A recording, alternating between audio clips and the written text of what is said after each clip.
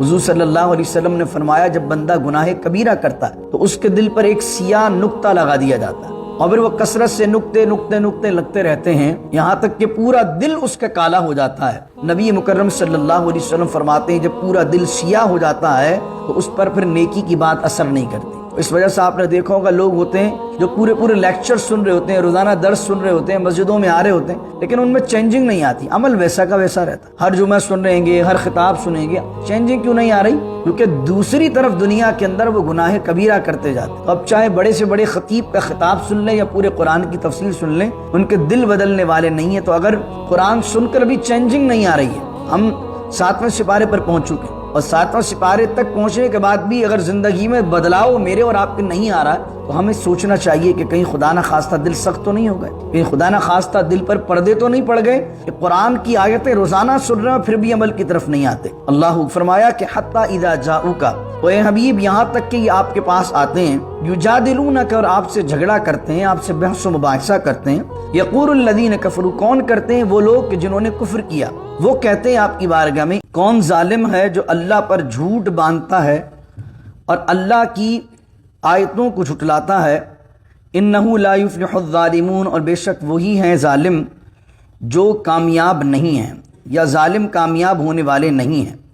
اس آیت میں اللہ تعالیٰ پر جھوٹ باندھنے سے مراد یہ ہے کہ اللہ جیسا کسی کو ماننا، اللہ کی ذات یا اس کی صفات میں شریک ٹھہرانا، یعنی جیسے کہ ہندوؤں میں ایک کانسیپٹ ہے کہ ایک ایشور ہے اور پھر چھوٹے چھوٹے خدا ہیں، مال کی دیوتا الگ ہے اور اس کے علاوہ بارش کا دیوتا الگ ہے۔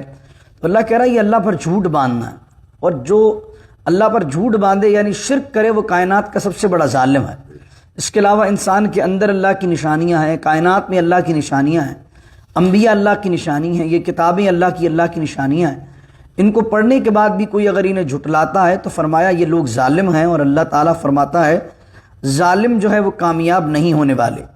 پھر فرمایا وَيَوْمَ نَحْشُرُهُمْ جَمِيعًا، اور جس دن ہم ان تمام لوگوں کو جمع کریں گے، یعنی سارے لوگوں کو قیامت کے دن جب اللہ جمع کرے گا، ثُمَّ نَقُولُ لِلَّذِينَ أَشْرَكُوا، اور پھر ہم کہیں گے ان لوگوں سے جنہوں نے شرک کیا ہے، کیا کہیں گے؟ أَيْنَ شُرَكَاؤُكُمُ الَّذِينَ كُنتُمْ تَزْعُمُونَ، کہاں ہیں وہ تمہارے شرکا جن کو تم دنیا میں اپنا معبود اپنا خدا خیال کرتے تھے؟ اللہ بلائے گا قیامت کے دن اور کہے گا کہاں ہیں وہ بت جن کو تم سمجھتے تھے قیامت کے دن وہ تمہاری شفاعت کروائیں گے، تمہاری بگڑی بنائیں گے، وہ کہاں ہیں تمہارے شرکا؟ أَيْنَ شُرَكَاؤُكُمُ الَّذِينَ كُنتُمْ تَزْعُمُونَ، جن کو تم اللہ کے مقابلے میں شریک ٹھہراتے تھے وہ کہاں ہیں؟ اللہ اکبر۔ فرمایا ثُمَّ لَمْ تَكُنْ فِتْنَتُهُمْ، تو بوکھلاہٹ میں جب اللہ ان سے سوال کرے گا تو بوکھلاہٹ میں نہیں ہوگا فتنتہم، ان کے پاس کوئی عذر سوائے اس کے کہ وہ کہیں گے ان قالو، وہ کہیں گے واللہ، اللہ کی قسم، ربنا، اے ہمارے رب، ما کننا مشرکین، ہم شرک کرنے والوں میں سے نہیں تھے۔ اللہ کی قسم کھا کر بوکھلاہٹ میں اللہ کی بارگاہ میں جھوٹ بولیں گے، یعنی دنیا میں شرک کیا ہوگا اور قیامت کے دن اللہ کی بارگاہ میں اللہ کی قسم جھوٹی کھائیں گے اور کہیں گے ہم مشرکین میں سے نہیں تھے۔ یہ تو تھا ابتدائی معاملہ، یہ ابتدا میں وہ جھوٹ بولیں گے، لیکن اس کے بعد کیا ہوگا؟ سورہ یاسین میں جس کو ہم پڑھتے ہیں الیوم نختم علی افواہہم وتکلمنا ایدیہم وتشہد ارجلہم بما کانوا یکسبون، اللہ تعالیٰ کیا کرے گا جب وہ منہ سے یہ کہیں گے ہم شرک کرنے والے نہیں تھے تو اللہ ان کے منہ کو سیل کر دے گا، منہ پر مہر لگا دے گا۔ الیوم نختم علی افواہہم، اور وہ دن وہ ہوگا جس دن ہم ان کے منہ پر مہر لگائیں گے، وتکلمنا ایدیہم، ان کے ہاتھ کلام کریں گے، اللہ اکبر، وہ ارجلہم، اور ان کے پیر بتائیں گے بما کانوا یکسبون، کہ انہوں نے دنیا میں کیا کیا ہے۔ تو ان کے جھوٹ کا پردہ اللہ اٹھا دے گا اور سچ سامنے لے آئے گا۔ اللہ کہے گا انظر کیف کذبوا علی انفسہم، وہ دیکھو کیسا ہوا ان کے ساتھ جنہوں نے اپنے نفس پر جھوٹ بولا، یعنی اپنے آپ کے بارے میں جھوٹ بولا۔ وضل عنہم ما کانوا یفترون، اور غائب ہو گیا ان سے جو وہ دنیا میں بہتان تراشا کرتے تھے، یعنی وہ جو خدا بناتے تھے کہ یہ دیوی فلاں کی ہے، یہ دیوی فلاں کی ہے، یہ دیوی فلاں کی، اللہ کے مقابلے میں وہ سارے کانسیپٹ، وہ ساری فلسفی گم ہو جائے گی، کوئی کانسیپٹ ان کے شرک کا کانسیپٹ کام قیامت کے دن نہیں آئے گا۔ مشرکین کے لیے کہا گیا وَمِنْهُمْ مَنْ يَسْتَمِعُ إِلَيْكَ، اور ان میں سے کوئی وہ ہے کہ جو اے حبیب کان لگا کر آپ کی بات سنتا ہے۔ اب ہوا یہ کہ اس زمانے میں کہ हुजूर सल्लल्लाहु अलैहि वसल्लम की दावत से मक्के में कसरत से लोग ईमान ला रहे थे। और मैंने पहले शुरू में अर्ज़ किया था कि ये सूरत कौन सी है, मदनिया नहीं बल्कि मक्किया है। तो आप जब से सूरत शुरू हुई है देख रहे होंगे कि ज़्यादातर खिताब किससे हो रहा है, मुशरिकीन से हो रहा है। तौहीद के दलाइल दिए जा रहे हैं, आखिरत की बात की जा रही है, अल्लाह की आयतों को झुटलाने की बात की जा रही है। तो अब क्या हुआ, मक्के के अंदर भी बहुत से लोग हुजूर सल्लल्लाहु अलैहि वसल्लम पर ईमान लाने लगे।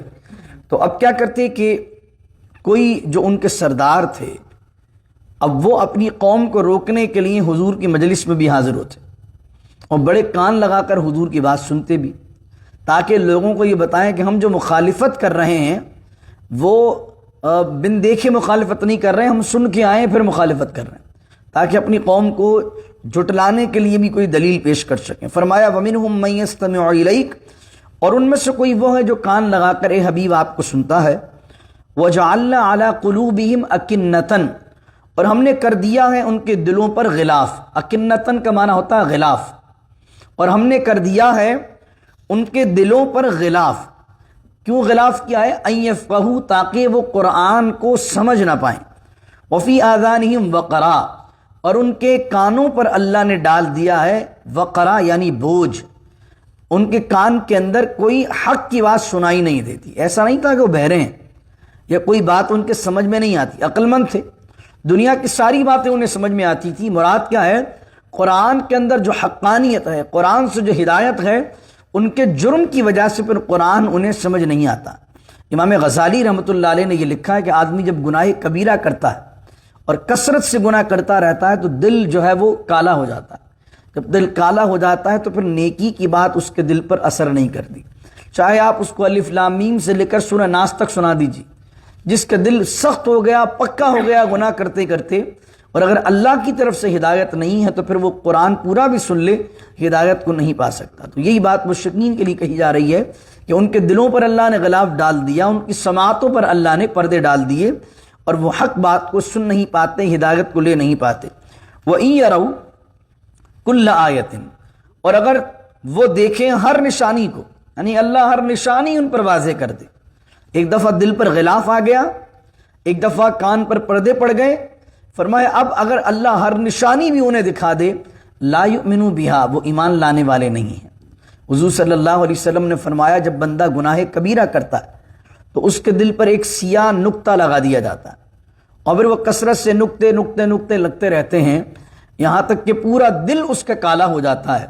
नबी मुकर्रम सल्लल्लाहु अलैहि वसल्लम फरमाते हैं जब पूरा दिल सियाह हो जाता है तो उस पर फिर नेकी की बात असर नहीं करती।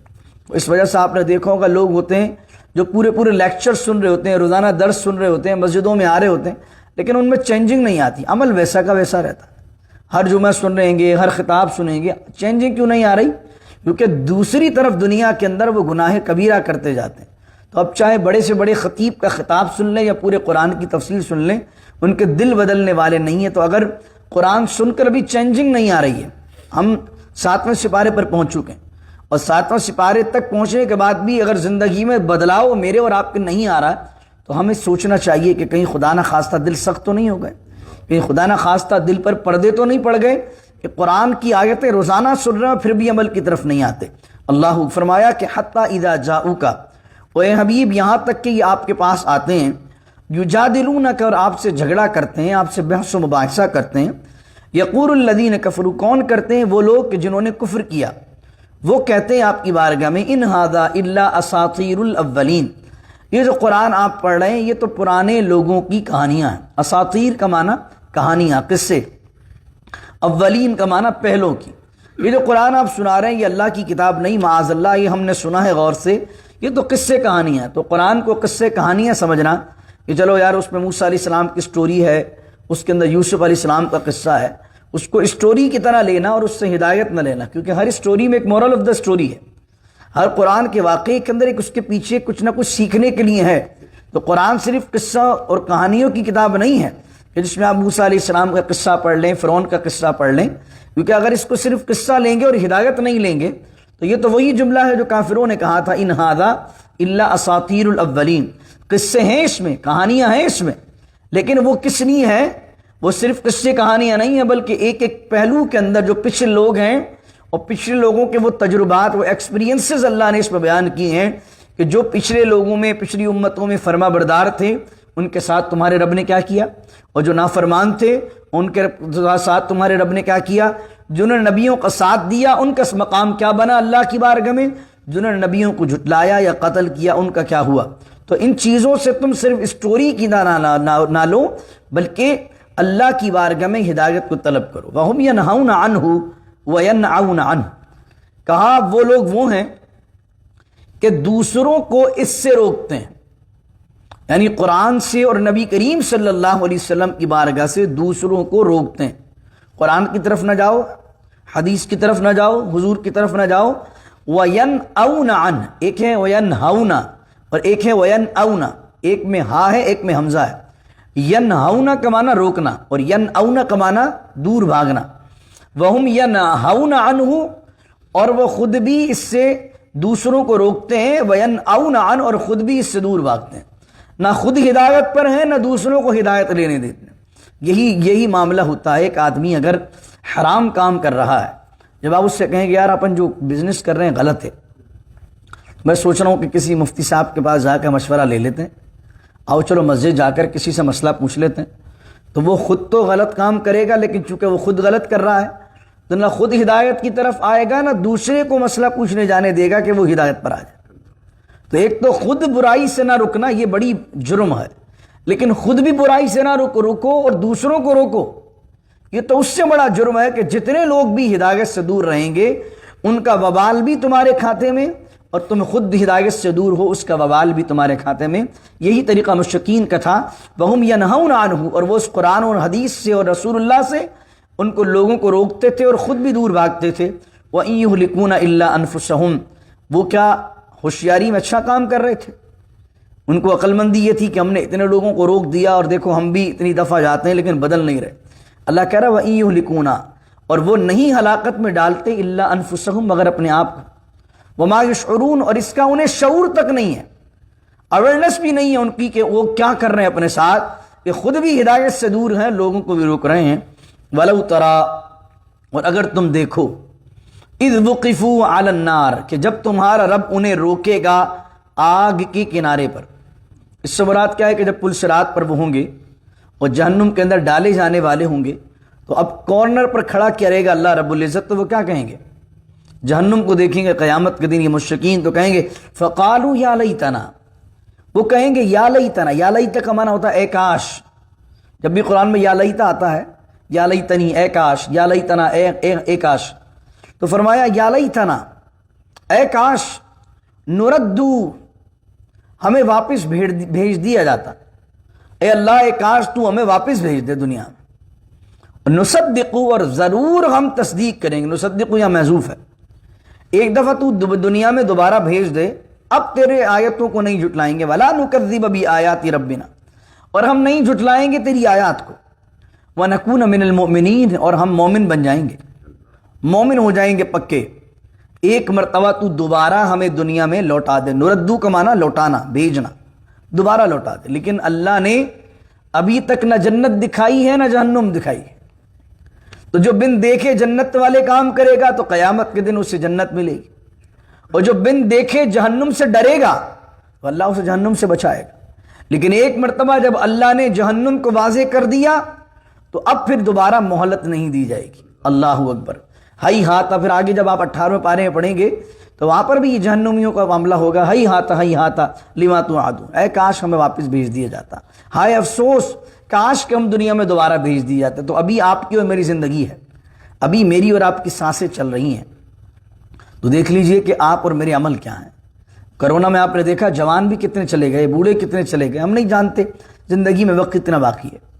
تو یا لیتنا نرد ولا نکذب بآیات ربنا ونکون من المؤمنین، یہ جو مشرکین کہیں گے کہ اے کاش ہمیں تو دوبارہ اللہ بھیج دے تو ہم سارے وہ کام کریں گے جس کا تو نے حکم دیا تھا، اور ہم نہیں جھٹلائیں گے کسی آیت کو اے ہمارے رب، اور وَنَكُونَ مِنَ الْمُؤْمِنِينَ، اور ہم ضرور ہو جائیں گے مومنوں میں سے۔ اللہ کہتا ہے بل بدا لہم ما كانوا يخفون من قبل، بلکہ اب کھول دیا گیا ہے ان کے لیے اس چیز کو جو یہ اس سے پہلے چھپاتے تھے۔ یعنی دنیا میں بھی انہیں معلوم تھا اسلام سچا ہے، دنیا میں بھی اندر سے تو معلوم تھا انہیں کہ نبی سچے ہیں، دنیا میں انٹرنلی طور پر تو یہ گواہی دیتے تھے کائنات کا بنانے والا کوئی ہے، لیکن وہاں چھپاتے تھے۔ لیکن آج قیامت کے دن اب اللہ نے سب کچھ واضح کر دیا، آج وہ مشرکین جو سارے خدا تھے وہ سارے ایکسپوز ہو گئے، تو اب یہ ان پر ظاہر ہو گیا۔ جب ظاہر ہو گیا ہے تو اب ان کو مہلت نہیں دی جائے گی۔ وَلَوْ رُدُّوا، اور اللہ پھر ان کی عادت خبیث بیان کرتا ہے، وَلَوْ رُدُّوا، اور اگر ہم انہیں واپس بھی بھیج دیں، ردو مانے دوبارہ لوٹانا، رد کر دینا، وَلَوْ رُدُّوا، اور اگر ہم انہیں واپس بھیج دیں، لَعَادُوا، تو ضرور وہ لوٹیں گے اس کام کی طرف، لِمَا نُهُوا عَنْهُ، جس سے انہیں منع کیا گیا۔ یعنی اگر دوبارہ بھی انہیں دنیا میں ایک اور زندگی دے دی جائے تو ان کی فطرت میں وہ خباثت آ چکی ہے کہ دوبارہ دنیا میں جا کر وہ کام کریں گے۔ ابھی تو گواہی دے رہے ہیں، جس طرح عادی مجرم جو ہو جائے، عدالت میں اس کو کھڑا کیا جائے تو وہ کہتا نہیں کروں گا، اور اس کو اگر چھوڑ دیا جائے وہ جا کر اس سے بڑھ کر بڑا مجرم بنتا ہے۔ جیل سے جو نکلنے والے لوگ ہوتے ہیں، اگر انہیں سزا نہیں دی جائے تو جیل میں جانے سے پہلے چھوٹے بدماش ہوتے ہیں، اور جیل سے آنے کے بعد بڑے بدماش بنتے ہیں۔ یہ تو دنیا کی بھی ریت ہے۔ تو اگر سزا نہیں دی جاتی تو اللہ کہہ رہا ہے یہ ایسے بدبخت ہیں مشرکین، وَلَوْ رُدُّوا لَعَادُوا لِمَا نُهُوا عَنْهُ، اور اگر انہیں واپس بھیج دیا جائے تو ضرور وہ کام لوٹائیں گے، کریں گے جس سے انہیں منع کیا گیا ہے۔ وَإِنَّهُمْ لَكَاذِبُونَ، اور وہ پکے جھوٹے ہیں۔ وَقَالُوا إِنْ هِيَ إِلَّا حَيَاتُنَا الدُّنْيَا وَمَا نَحْنُ بِمَبْعُوثِينَ۔ اب مشرکین کے اندر بھی کیٹیگریز تھیں، کچھ لوگ خدا کو مانتے تھے لیکن ان کا شریک ٹھہراتے تھے۔ جیسے میں نے کہا آج ہندوؤں کے اندر بھی کانسیپٹ ہے، ایسا نہیں ہے کہ وہ خدا کو نہیں مانتے، خدا کو بھی مانتے ہیں، لیکن وہ کیا کہتے ہیں، وہ سب سے بڑا جو خدا ہے وہ ایشور ہے، پھر چھوٹے چھوٹے خدا بنائے ہوئے ہیں۔ ایک پھر کسی مذہب نے اللہ کی فیملی بنائی ہوئی، اللہ کی معاذ اللہ خدا کی وائف بھی ہے، اس کا سن بھی ہے، اور پوری فیملی ٹری بنا دی معاذ اللہ۔ اور کچھ لوگ ایسے تھے اس زمانے کے اندر، مشرکین کے اندر، جو ایسے بھی تھے جس طرح اس زمانے میں ایتھسٹ ہوتے ہیں۔ وہ کہتے تھے بھائی یہ دنیا جو ہے نا یہی زندگی ہے، اس کے بعد قبر کی زندگی، آخرت کی زندگی، آخرت میں اٹھائے جانا ان کا ایک کانسیپٹ نہیں تھا۔ کچھ مشرکین کا کانسیپٹ یہ تھا آخرت کا، وہ کیا کہتے تھے آخرت ہوگی، لیکن کیا ہوگا جب آخرت ہوگی اور اللہ کی بارگاہ میں ہم پیش کیے جائیں گے تو جن یہ بتوں کے سامنے ہم چڑھاوے چڑھاتے ہیں، منتیں مانتے ہیں، ان بتوں کے آگے ہم جو ہے وہ الٹے سیدھے کام کرتے ہیں، ان کی عبادت کرتے ہیں، تو یہ بت قیامت کے دن آئیں گے اور یہ بت ہمیں بچا لیں گے، اور یہ بت آ کر کل قیامت کے دن ہماری سفارش کر دیں گے۔ فرشتوں کی وہ پوچھتے تھے، کہتے فرشتے اللہ کی بیٹیاں، ان کے بت انہوں نے بنائے ہوئے تھے کہ وہ ہماری سفارش کر دیں گے۔ تو بتوں کو سفارشی ماننا اور ان کے لیے شفاعت کا عقیدہ رکھنا یہ بھی شرک ہے، استغفر اللہ العظیم۔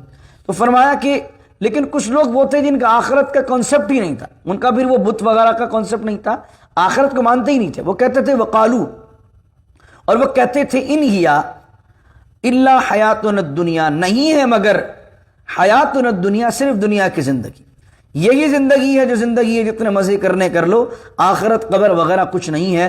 وما نحن بمبعوثین، اور وہ کہتے تھے کہ ہم اٹھائے نہیں جائیں گے دوبارہ۔ مبعوث کا معنی ہوتا ہے اٹھایا جانا، وما نحن بمبعوثین، اور ہم دوبارہ نہیں اٹھائے جائیں گے، یعنی دوبارہ آخرت وغیرہ کا کوئی کانسیپٹ نہیں ہے۔ تو اللہ نے کہا وَلَوْ تَرَىٰ إِذْ وُقِفُوا عَلَىٰ رَبِّهِمْ، اور تم دیکھو گے، اگر تم دیکھو، اذ وقفوا علی ربہم، جب روکے گا تمہارا رب انہیں۔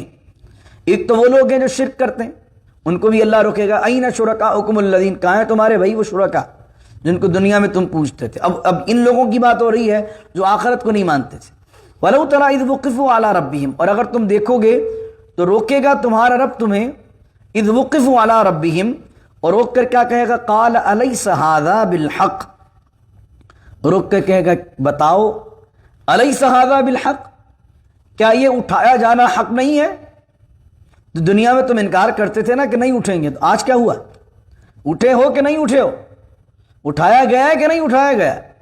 آج آیا نہیں آیا قیامت کے دن؟ الیس ھذا بالحق، بتاؤ کہ یہ حق نہیں ہے اٹھایا جانا؟ تو اب وہ لوگ جو آخرت کو جھٹلاتے تھے وہ کہیں گے قالوا بلا وربنا، وہ کہیں گے کیوں نہیں میرے مولا؟ فرمایا قالوا بلا، اے ہمارے رب کیوں نہیں، یہ حق ہے، وربنا، اے ہمارے رب تیری قسم، تیری قسم یہ سچ ہے۔ اب اس دن قیامت کے دن اللہ کی قسم کھا کر اور اللہ کو اپنا رب کہہ کر وہ کہیں گے قالوا بلا وربنا، لیکن اس دن ان کا اقرار کرنا کام نہیں آئے گا۔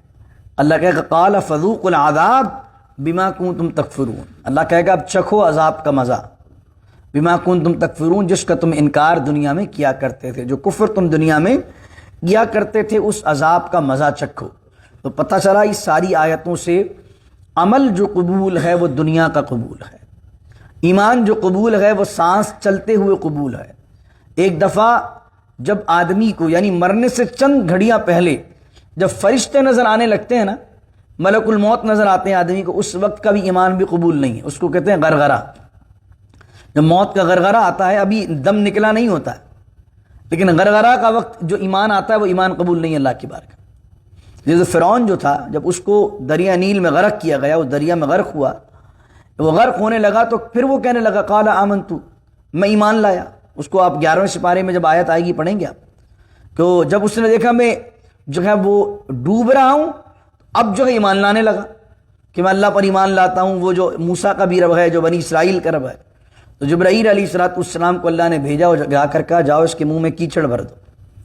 تو جب تک اللہ کی واضح نشانیاں، اللہ کے عجائبات، جو واضح نشانیاں ہوتی ہیں، بڑی نشانیاں ہوتی ہیں، جب تک آدمی کو نظر نہیں آ رہی اس وقت تک کا ایمان قبول ہے۔ اس لیے پہلے بارے میں نے کیا پڑھا تھا، الذین یؤمنون الف لام میم ذالک الکتاب لا ریب فیہ ھدی للمتقین الذین یؤمنون بالغیب۔